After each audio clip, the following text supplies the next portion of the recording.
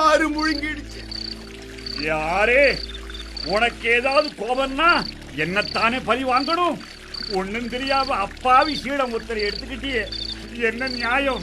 என்ன போல அறிவாளி உனக்கு பிடிக்கலையா? பிடிக்கலையா? பிடிக்கலையா? பிடிக்கலையா? ஆஹா, ஆறு மூச்சுக்குச்சு.